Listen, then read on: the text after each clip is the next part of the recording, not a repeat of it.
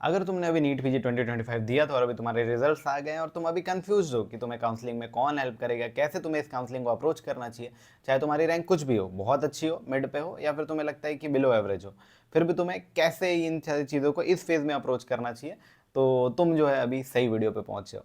Hey guys, this is doctor Ankit, welcome to my channel doctor being medico.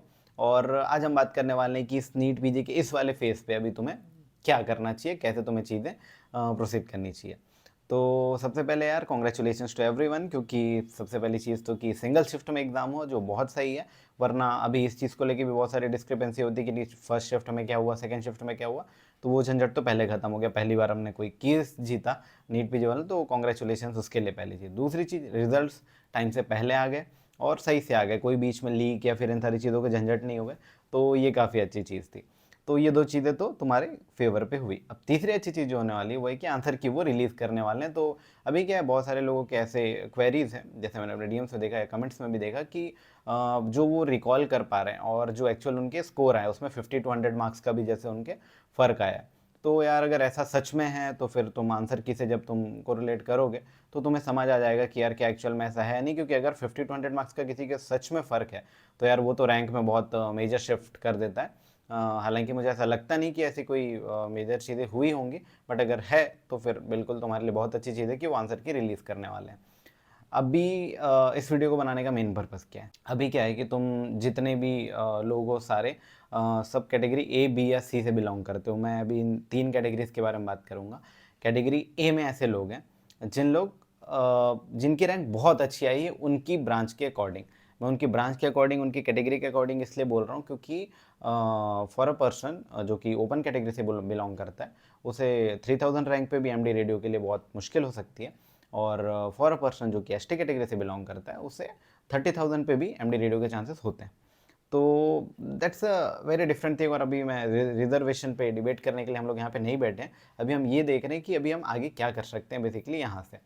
तो इसलिए मैं जो भी चीज़ें कैटेगरी में बांट रहा हूँ वो तुम्हारी कैटेगरी के अकॉर्डिंग, मतलब S T S C O B C general के अकॉर्डिंग, तुम्हारी ड्रीम ब्रांच के अकॉर्डिंग। अगर मुझे लाइक एनेस्थीसिया चाहिए या मुझे ऑफ स्कैन ही चाहिए तो मुझे अंडर 5000, अंडर 3000 की ज़रूरत भी नहीं है। तो या फिर ऐसी चीज़ हो सकती है, तुम्हें हो सकता है पैथो चाहिए था, तो उसके अकॉर्डिंग जो होती है वो रैंक तुम्हारी अपने हिसाब से अच्छी हो सकती है।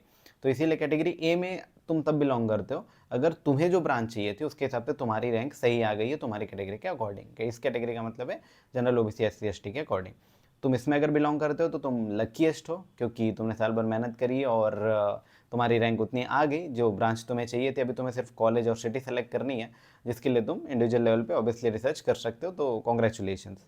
कैटेगरी बी, जिसमें मैक्सिमम लोग बिलोंग करते हैं, वो ये होता है कि तुम्हें बहुत कोई टॉप ब्रांच चाहिए थी या फिर तुम्हें जो भी ब्रांच चाहिए थी उससे तुम्हारी रैंक थोड़ी पीछे आ गई है। अभी अब तुम्हें ये सेलेक्ट करना है कि should you go for DNB diploma या फिर तुम्हें कोई और ब्रांच सेलेक्ट कर लेनी चाहिए। तुम्हें और दूसरी ब्रांचेस के बारे में अभी पता करना होगा। फॉर एग्जांपल किसी को एमडी डर्मा चाहिए था और ओपन कैटेगरी का कोई बंदा है और उससे उसकी रैंक आ गई 17-18 हज़ार के अकॉर्डिंग। अब उसे एमडी डर्मा के चांसेस नील हो गए गवर्नमेंट सेटअप पे। तो अभी उसे क्या करना चाहिए, क्या उसे दूसरे कोर्सेज के बारे में सोचना चाहिए, किसी डीएनबी डिप्लोमा के बारे में सोचना चाहिए, या फिर अभी और बाकी कोर्सेज में क्या क्या हो सकता है, ये ऑप्शन उसे देखने चाहिए। तो मैक्सिमम लोग क्या होता है कि इस मिड कैटेगरी से बिलोंग करते हैं, क्योंकि जनरली यार टॉप बहुत कंपटीशन होता है, तो अब कभी मिड पे रह जाते हैं तो ये चीज़ें होती हैं। तो ये लोग आएंगे कैटेगरी बी पे। थर्ड जो ऐसे हैं वो है कैटेगरी सी पे। इसका मतलब है कि जो तुमने सोचा था उससे तुम्हारी रैंक बहुत पीछे आ गई है। तुमने मेहनत पूरी करी बट स्टिल तुम्हें तुम्हारी जो रैंक है तुम्हारी एक्सपेक्टेशन से बहुत पीछे आ गई। तुम्हें कोई क्लिनिकल ब्रांच चाहिए थी और तुम्हारी रैंक 1 लाख प्लस आ गई। तो ये लोग जो थे कैटेगरी सी से बिलोंग करेंगे, जिसमें ये डाउट्स है कि भाई अभी आईएनआई सेट का एग्ज़ाम है 2.5 मंथ्स में, तो क्या मुझे ड्रॉप लेके फिर अभी अब इसकी तैयारी करनी चाहिए या फिर मुझे काउंसलिंग अटेंड कर लेनी चाहिए एक एक्सपीरियंस के लिए, या फिर किसी और ब्रांच जैसे कि पैराक्लिनिकल ब्रांच है या जो ब्रांचेस उस रैंक पे मिल रही है उस पर मुझे सेटिस्फाई हो जाना चाहिए। इस टाइप के डाउट्स कैटेगरी सी पे। हर कैटेगरी के अपने अपने अलग क्वेरीज हैं, अलग डाउट्स हैं, बट स्टिल तुम इन तीनों में से किसी एक कैटेगरी में बिलोंग करते हो, I am sure for that. अभी कुछ छोटी छोटी क्वेरीज होती है इंडिविजुअल लेवल पे, जैसे कि मुझे मान लो किसी सिटी के बारे में या किसी कॉलेज के बारे में पता करना है। तो जो मैं वीडियोस बनाने वाला हूँ इसके बाद, क्योंकि आई थिंक ये एक सीरीज़ होगी प्रॉपर, फर्स्ट सेकंड थर्ड जो वीडियोस मैं अभी तो बताऊंगा। बट तुम्हारी अगर कोई इंडिविजुअल क्वेरी है जैसे कि तुम्हें ये सब चीज़ें पता करनी है तो तुम मुझे बीइंग मेडिको जो मेरा इंस्टाग्राम अकाउंट है वहाँ पे डीएम कर सकते हो या नीचे कमेंट कर सकते हो। मैं हर किसी के ऑलमोस्ट मैं प्रॉमिस करता हूँ कि जितना ज़्यादा हो सकेगा मैं उसके रिप्लाई करूँगा, इंडिविजुअल लेवल पे सॉल्व कर दूँगा। और अगर ज़्यादा कमेंट्स किसी एक टॉपिक को लेके आएंगे तो उस पर मैं ज़रूर वीडियो बनाऊँगा। अगर कोई कॉमन ऐसा टॉपिक होगा तो उस पर लॉन्ग वीडियो ज़रूर दूंगा। तो यार अपने इंस्टाग्राम के पोल्स और बाकी सब चीज़ों के अकॉर्डिंग मैंने कुछ वीडियोज़ जो हैं ऐसे सोची हैं जो आने वाली है कुछ आगे दिनों में। इसके अलावा भी तुम्हें जो भी होंगे तुम हम कमेंट्स में तुम बताना या फिर मुझे डीएम करना, तो मैं बाकी वीडियोस के आइडिया भी मुझे उससे लग जाएंगे। सबसे पहला डाउट कि तुम्हें कोई ब्रांच कैसे चूज़ करनी चाहिए, कोई ब्रांच अच्छी है बुरी है तुम्हारे लिए सही है कि नहीं, कैसे वो तुम्हें सेलेक्ट करनी चाहिए, मेरा पर्सपेक्टिव क्या है उस पर।